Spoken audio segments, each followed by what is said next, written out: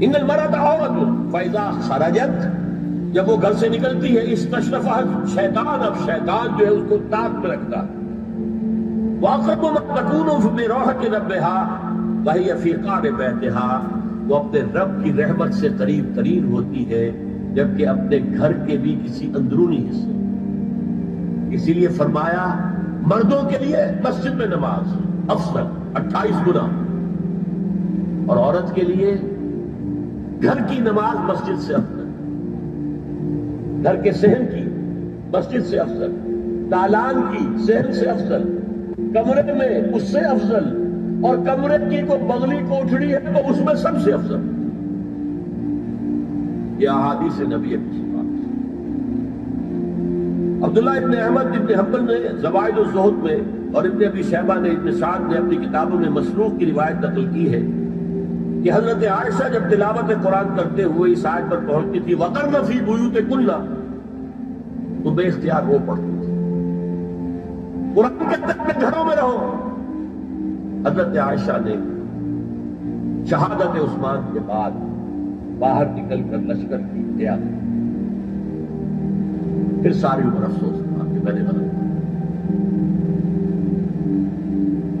حافظ ابو بکر بزار حضرت انس سے روایت کرتے ہیں کہ عورتوں نے حضور سے عرض کیا کہ ساری فضیلت تو مرد لوٹ کے لے گئے، وہ جہاد کرتے ہیں، خدا کی راہ میں بڑے بڑے کام کرتے ہیں، ہم کیا عمل کریں کہ ہمیں بھی مجاہدین کے برابر اجر مل سکے؟ جواب میں آپ نے فرمایا من قعدت منکن فی بیتہا فإنہا تدرک عمل المجاہدین، تم میں سے جو شخص اپنے گھر میں بیٹھی رہے گی وہ مجاہدین کا اجر حاصل کرے. یہ ایک ہوا کا رخ ہے، بتایا جا رہا ہے، یہ نظام ہے جس کو اس شکل میں دیا جا رہا ہے. اب آئیے سورہ نور کی طرف. یا ایھا الذین آمنوا لا تدخلوا بیوتا غیر بیوتکم حتی تستأنسوا وتسلموا علی اہلها ذالکم خیر لکم لعلکم تذکرون. اہل ایمان مت ہرگز مت داخل ہو اپنے گھروں کے علاوہ کسی اور گھر میں جب تک کہ تم ان کے ساتھ مانوس نہ ہو جاؤ، اذن نہ لے لو، ان پر سلام نہ کرو، یہی تمہارے لیے خیر ہے. اس کے بعد تفصیل آئی ہے، اس میں میں اس وقت نہیں جا رہا. اور جو لوگ اس پر عمل نہیں کرتے ان کے بارے میں قرآن مجید کیا کچھ حضور کیا کچھ فرما رہے ہیں یہ آپ سن لیجیے، بہت سخت احکام. عن ابی ہریرہ رضی اللہ عنہ ان رسول اللہ صلی اللہ علیہ وسلم قال لو ان امرأ اطلع عليك بغیر اذن فخذفته بحشاة ففقعت عینه ما كان عليك من جناح. متفق علیہ، بخاری اور مسلم دونوں کی. اگر کوئی شخص تمہارے گھر میں بغیر اجازت کے داخل ہو جائے اور تم اس کی سزا کے طور پر اس پر کنکریاں پھینکو اور اس کی آنکھ پھوٹ جائے کنکری سے تو تم پر کوئی گناہ نہیں. بغیر اجازت کے گھر میں آ گیا ہے، بغیر اذن کے، بغیر استئذان کے کنکریاں مارو اور کنکری سے آنکھ پھوٹ جائے فما كان عليك من جناح، کوئی حرج نہیں. اب آ رہی ہے اصل آیت. قل للمؤمنین یغضوا من ابصارهم ویحفظوا فروجهم ذلک ازکی لهم ان اللہ خبیر ما یصنعون. وقل للمؤمنات یغضضن من ابصارهن ویحفظن فروجهن ولا یبدین زینتهن الا ما ظهر منها وَلْيَضْرِبْنَ بِخُمُرِهِنَّ عَلَى جُيُوبِهِنَّ وَلَا يُبْدِينَ زِينَتَهُنَّ إِلَّا لِبُعُولَتِهِنَّ أَوْ آبَائِهِنَّ أَوْ آبَاءِ بُعُولَتِهِنَّ أَوْ أَبْنَائِهِنَّ أَوْ أَبْنَاءِ بُعُولَتِهِنَّ أَوْ إِخْوَانِهِنَّ أَوْ بَنِي إِخْوَانِهِنَّ أَوْ بَنِي أَخَوَاتِهِنَّ أَوْ نِسَائِهِنَّ أَوْ مَا مَلَكَتْ أَيْمَانُهُنَّ أَوِ التَّابِعِينَ غَيْرِ أُولِي الْإِرْبَةِ مِنَ الرِّجَالِ أَوِ الطَّفْلِ الَّذِينَ لَا يَظْهَرُونَ عَلَى عَوْرَاتِ النِّسَاءِ وَلَا يَضْرِبْنَ بِأَرْجُلِهِنَّ لِيُعْلَمَ مَا يُخْفِينَ مِنْ زِينَتِهِنَّ وَتُوبُوا إِلَى اللَّهِ جَمِيعًا أَيُّهَا الْمُؤْمِنُونَ لَعَلَّكُمْ تُفْلِحُونَ. یہ لمبی آیت ہے. اہل ایمان، اے نبی کہہ دیجئے اہل ایمان مردوں سے اپنی نگاہیں نیچی رکھا کریں اور اپنی شرمگاہوں کی حفاظت کریں، یہی ان کے لیے زیادہ پاکیزہ عمل ہے. ان اللہ خبیر بما یصنعون، اور جو کچھ وہ کر رہے اللہ اس سے واقف ہے. وَقُلْ لِلْمُؤْمِنَاتِ يَغْضُضْنَ مِنْ أَبْصَارِهِنَّ، اور مومن عورتوں سے بھی کہہ دیجئے کہ وہ اپنی نگاہیں جو ہے نیچی رکھا کریں، وَيَحْفَظْنَ فُرُوجَهُنَّ، اپنی شرمگاہوں کی حفاظت کریں، وَلَا يُبْدِينَ زِينَتَهُنَّ إِلَّا مَا ظَهَرَ مِنْهَا، اور اپنی زینت کو ظاہر نہ کیا کریں سوائے اس کے کہ جو بالکل ظاہر ہو جائے۔ قُلْ لِلْمُؤْمِنِينَ يَغُضُّوا مِنْ أَبْصَارِهِمْ وَيَحْفَظُوا فُرُوجَهُمْ ذَلِكَ أَزْكَىٰ لَهُمْ إِنَّ اللَّهَ خَبِيرٌ بِمَا يَصْنَعُونَ۔ نوٹ کر لیجئے کہ یہ کہاں ہو رہا ہے؟ گھر میں داخلے کے بعد، گھر میں داخلہ اجازت سے، اور داخلہ ہوگا صرف محرموں کا، گھر کے اندر جو ہے وہ نامحرم تو نہیں آئے گا، یہ میں آگے بیان کر رہا ہوں۔ وَقُلْ لِلْمُؤْمِنَاتِ يَغْضُضْنَ مِنْ أَبْصَارِهِنَّ وَيَحْفَظْنَ مِنْ فُرُوجِهِنَّ، اور کہہ دیجئے مومن عورتوں سے بھی کہ وہ بھی اپنی نگاہیں جھکا کر رکھیں اور اپنے شرمگاہوں کی حفاظت کریں۔ وَلَا يُبْدِينَ زِينَتَهُنَّ إِلَّا مَا ظَهَرَ مِنْهَا، محرموں سے پردہ کیا ہے؟ محرموں سے اس کا نام ستر ہے، عورت کا پورا جسم ستر ہے سوائے چہرے کی ٹکیا اور یہ ہاتھ اور یہ پاؤں، بس۔ کیا مطلب ہے؟ بھائی بھی نہیں دیکھ سکتا بہن کے جسم کا کوئی اور حصہ، باپ بھی نہیں دیکھ سکتا بیٹی کے جسم کا کوئی حصہ، یہ ستر ہے، ستر محرموں سے پردہ ہے۔ وَلْيَضْرِبْنَ بِخُمُرِهِنَّ عَلَىٰ جُيُوبِهِنَّ، یہ بھی گھر کے اندر کی بات ہو رہی ہے، کیونکہ میں پہلے بتا چکا ہوں جلباب ہوتا تھا جب گھر سے باہر نکلتی تھی عورت تو وہ اپنی چادر لپیٹتی تھی، لیکن چہرہ نہیں ڈھانپتی تھی، صرف چہرے کا حکم دیا گیا اس کے ضمن میں۔ وہ سورہ احزاب کی آیت رہ گئی وہ میں بیان کروں گا۔ اور خمار وہ کھلی ہوتی تھی جو گھر میں اوڑھتی تھی، گھر میں ظاہر بات ہے کہ جلباب تو نہیں لیا جا سکتا، آخر گھر کا کام کاج کرنا ہے، ہلکی سی اوڑھتی وہ گھر میں، لیکن فرمایا وَلْيَضْرِبْنَ بِخُمُرِهِنَّ عَلَىٰ جُيُوبِهِنَّ، اور انہیں چاہیے کہ اپنی اوڑھیوں کے، بکل اوڑھنیوں کے اپنے سینوں کے اوپر، گریبانوں کے اوپر بھی مار لیا کریں۔ اب اس کے بعد فرمایا وَلَا يُبْدِينَ زِينَتَهُنَّ إِلَّا لِبُعُولَتِهِنَّ، اب یہاں یہ زینت کا لفظ آ رہا ہے چہرے کے، اور چہرے ہی میں کچھ سنگھار بھی ہوتا ہے۔ اب ان کے لیے کہا گیا کہ چہرے کی زینت اور چہرے کے اوپر اگر کوئی بناؤ سنگھار ہے، زیور ہے، اس کی زینت نہ ظاہر کریں، مگر اب یہ یہاں تفصیلی آئی ہے، جو محرم ہے ان کی تفصیل۔ تو فرمایا کن کے سامنے ظاہر کر سکتی ہے؟ الا لبعولتہن، سب سے بڑھ کر تو شوہر، اور آبائہن، اور یا اپنے باپ۔ اچھا، باپوں میں نوٹ کی نہیں، باپ حقیقی ہو، اخیافی ہو، اللاتی ہو یا رضاعی ہو، یہ چاروں قسم کے باپ اس میں شامل۔ اس عورت نے دودھ پلایا تھا، اس کا شوہر بھی باپ ہے۔ اور آبائے بعولتہن، اپنے شوہروں کے باپ، یا ابنائہن، ان کے اپنے بیٹے، بیٹوں میں بھی آئیں گے چاروں، اللاتی، اخیافی، عینی اور رضاعی۔ او ابنائے بعولتہن، اور اپنے شوہروں کے بیٹے، ہو سکتا ہے شوہروں کی اور بیویاں بھی ہو تو ان کے بیٹے بھی، جو ستیلے بیٹے ہیں وہ بھی محرم، ان سے کسی شکل میں کبھی شادی نہیں ہو سکتی۔ او اخوانہن، یا ان کے بھائی، او ابنائہن، یا اپنے بیٹے، او ابنائے بعولتہن، یا اپنے شوہروں کے بیٹے، او اخوانہن، یا اپنے بھائی، او بنی اخوانہن، یا اپنے بھائیوں کے بیٹے، او بنی اخواتہن، اپنا بھتیجا، اپنا بھتیجا، شوہر کا بھتیجا نہیں، اپنا بھتیجا محرم ہے، اپنا بھانجا محرم ہے، شوہر کا بھانجا محرم نہیں ہے۔ او نسائہن، یا ان کی عورتیں، اپنی عورتیں، جان پہچان کی عورتیں۔ او ما ملکت ایمانہن، یا جو ان کے داہنے ہاتھوں کی ملکیت، باندیاں، غلام۔ اس میں عرض کر چکا ہوں کہ اس میں کافی اختلافات ہیں، یہ بھی ہے کہ اس سے مراد صرف باندیاں ہیں، غلام مرد ہیں، یہ بھی ہے کہ مرد بھی ہے، اور یہ بھی ہے کہ مرد جب تک کہ وہ باندی ہو، لیکن میں اس بحث میں یہاں نہیں جانا چاہتا، یہ پھر فقہ کی بحث ہو جائے گی۔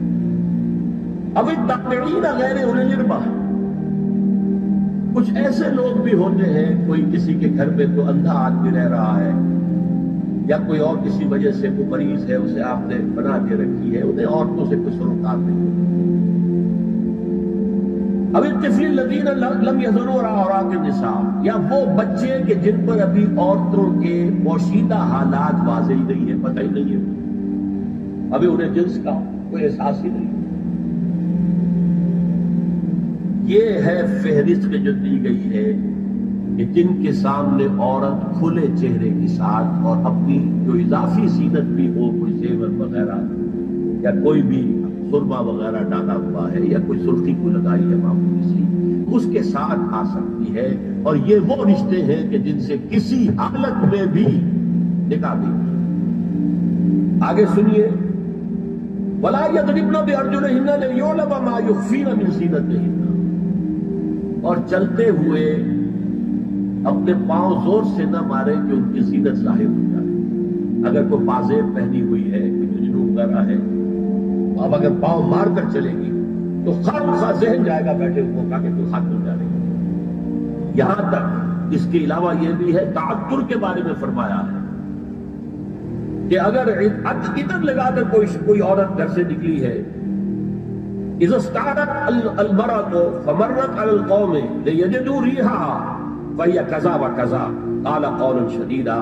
اس ابو داؤد کی روایت میں حضور نے فرمایا جب کوئی عورت عطر لگا کر، خوشبو لگا کر نکلتی ہے کہ لوگ اس کی خوشبو سونگیں یا اس کو اوپر مطلع ہو جائیں تو ایسی ہے ایسی ہے، بہت سخت الفاظ حضور نے استعمال کیے کہ جس کو راوی نے نقل کی۔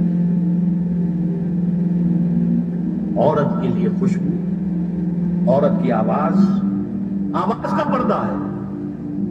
اب دیکھیے کس حد تک نماز میں اس وقت عورتیں بھی شریک ہوتی تھی، اگرچہ حضور نے فرمایا مردوں کی صف بہترین سب سے آگے والی ہے اور سب سے بری صف سب سے پیچھے ہے، کیونکہ اس کے پیچھے پھر عورتوں کی صف ہوتی تھی، اور عورتوں کے لیے سب سے اچھی صف سب سے پچھلی والی ہے اور سب سے بری سب سے آگے والی ہے۔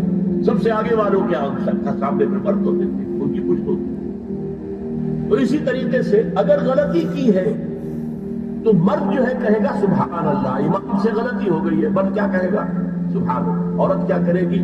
اپنے ایک ہاتھ کے پشت پر اپنا ہاتھ مارے گی، اپنی آواز نہیں نکالنی، آواز کا پردہ، چھونے کا پردہ یہاں تک ہے کہ حضور نے کبھی کسی عورت سے ہاتھ نہیں ملایا، اور آپ جب بیعت بھی لیتے تھے تو بس زبانی الفاظ کہلوائے اور کہا ٹھیک ہے بیعت ہو گئی، یا ایک کپڑا پکڑا، اس کا ایک سرا اپنے ہاتھ میں دوسرا سرا خاتون کے ہاتھ میں، یا ایک کشت کے اندر پانی بھرا، اس میں ایک طرف اس نے انگلیاں ڈال لی اور ایک طرف، لیکن مسافر لا مسافر النساء، ایک دفعہ ہوا بھی کہ بعض خواتین نے جب بیعت کی ہے تو پھر انہوں نے ہاتھ آگے بڑھایا مسافر کے لیے۔ حضور نے فرمایا انی لا مسافر النساء، میں عورتوں سے مسافرہ نہیں کرتا۔ یا ایھا النبی قل لازواجک وبناتک ونساء المؤمنین یدنین علیہن من جلابیبہن ذلک ادنی ان یعرفن فلا یؤذین وکان اللہ غفورا رحیما۔ اے نبی صلی اللہ علیہ وسلم کہہ دیجئے اپنی بیٹیوں سے اور اپنی بیویوں سے اور مسلمانوں کی خواتین سے۔ اب دیکھیے یہ سورہ احزاب ہی میں ہو رہا ہے، شروع میں یا نساء نبی سے بات کری، استیزان بھی صرف نبی کے گھر میں داخل نہ ہو اس کے بغیر، آگے چل کر سورہ احزاب ہی میں عام بھی کر دیا، قل لازواجک وبناتک ونساء المؤمنین، کہہ دیجئے اپنی بیویوں سے، اپنی بیٹیوں سے اور اہل ایمان کی خواتین سے، یدنین علیہن من جلابیبہن، کہ وہ اپنے چہروں کے اوپر اپنی جلباب کو لٹکا لیا کریں،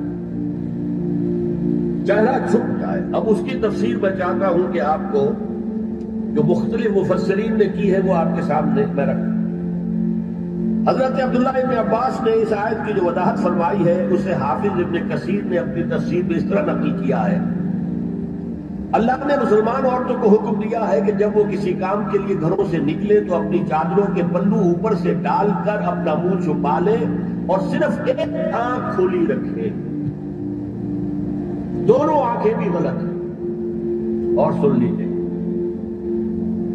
ابن جریر اور ابن منذر کی روایت ہے کہ محمد بن سیرین یہ تابعی ہیں نے حضرت عبیدہ السلمانی یہ صحابی ہیں، سے اس آیت کا مطلب پوچھا.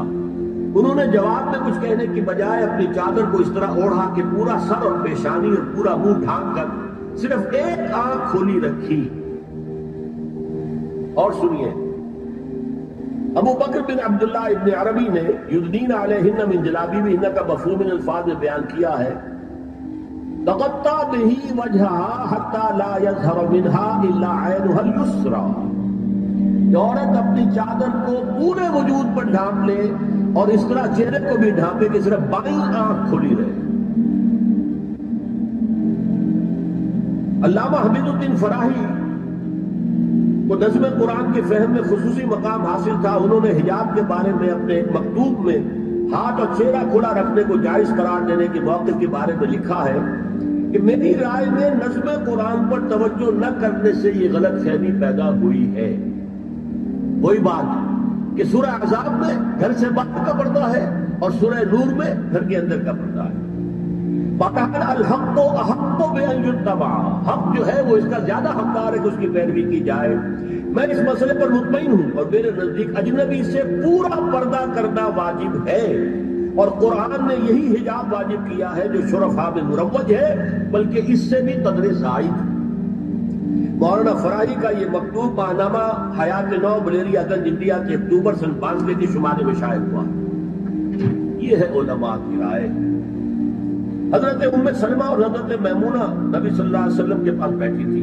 اتنے میں حضرت ابن ام مکتوم آ گئے. نبی صلی اللہ علیہ وسلم نے ان دونوں سے فرمایا احتجابن ہو، ان سے پردہ کرو.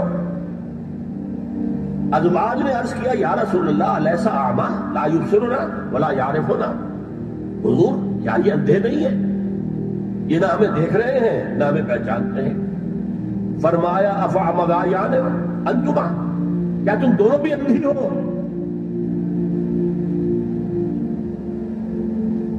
اللہ تم سنا نہیں، کیا تم نہیں دیکھ رہی ان کو؟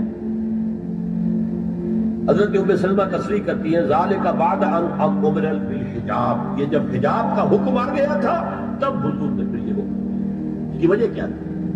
حضرت عبداللہ ابن مکتوم کا گھر میں آنا جانا تھا.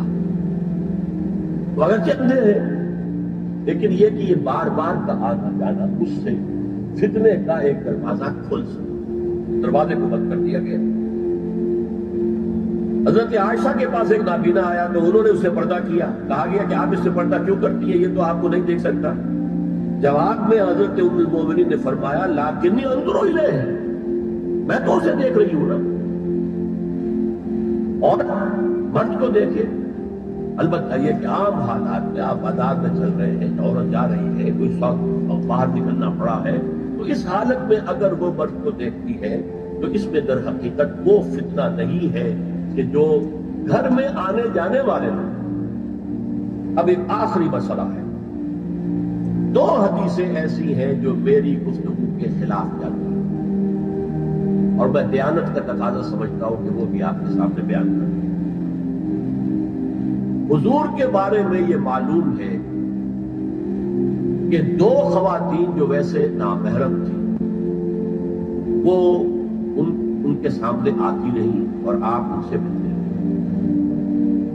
ایک آپ کی سالی حضرت اسماء حضرت عائشہ رضی اللہ تعالی عنہ، اور ایک آپ کی چچا زاد بہن حضرت علی کی بڑی ہمشیرہ حضرت ام ہانی. یہ میں حدیث آپ کو سنا رہا ہوں. بکثرت احادیث سے ثابت ہے کہ حضرت اسماء بنت ابی بکر آپ کے سامنے ہوتی تھی اور آخر وقت تک آپ کے اور ان کے درمیان چہرے اور ہاتھوں کی حد تک کوئی پردہ نہ تھا. حجۃ الوداع نبی صلی اللہ علیہ وسلم کی وفات سے صرف چند مہینے پہلے کا واقعہ ہے اور اس وقت تک بھی یہی حالت قائم رہی. یہ ابو داؤد کتاب الحج.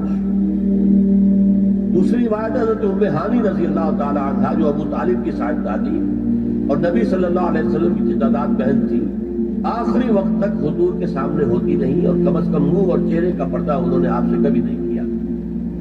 فتح مکہ کے موقع کا ایک واقعہ وہ خود بیان کرتی ہے جس سے اس کا ثبوت ملتا. یہ ابو داؤد کی روایت. یہ روایتیں ہیں، میں انہیں تسلیم کرتا ہوں اور میں نے اب جو کچھ بیان کیا ہے اس سے یہ ایک بالکل برعکس بات سامنے آ رہی ہے. اب یہ ہے کہ یا تو ہم ان 2 حدیثوں کو اصل مان کر باقی ساری حدیثیں جو ہے ان کو ختم. میں تو آپ کو سنا نہیں سکا، میرے پاس تو بہت زیادہ حدیثوں کا مواد تھا. چہرے کے پردے کے لیے حدیثیں، استیزان کے لیے کتنی حدیثیں، چہرے کے پردے کے وقت بہت زیادہ حدیثیں. حضرت ام خلاد ایک خاتون تھی، ان کا بیٹا ایک غزوے میں شہید ہو گیا. وہ اس کے بارے میں کچھ پوچھنے کے لیے حضور کے پاس آئی، صحابہ بیٹھے ہوئے تھے، انہوں نے نقاب ڈالا ہوا تھا. منتقبۃ، نقاب کا لفظ بھی حدیث میں موجود. یہ لوگ کہتے ہیں نقاب تو جو ہے یہ بعد کی پیداوار ہے، یہ لفظ کوئی نہیں. حجاب کا لفظ قرآن میں ہے، جلباب کا لفظ قرآن میں ہے، خمار کا ذکر قرآن میں ہے، اور یہ منتقبۃ نقاب ڈالی. لوگوں نے کہا عجیب عورت ہے یہ، اس کا بچہ شہید ہو گیا ہے، مطلب یہ کہ سخت صدمے کی کیفیت، اور یہ اس وقت بھی اس نے نقاب ڈالی ہوئی ہے. تو انہوں نے جواب دیا ان ارزو ابنی لا ارزو حیائی، میں نے بیٹا کھویا ہے، اپنی حق نہیں کھوئی ہے.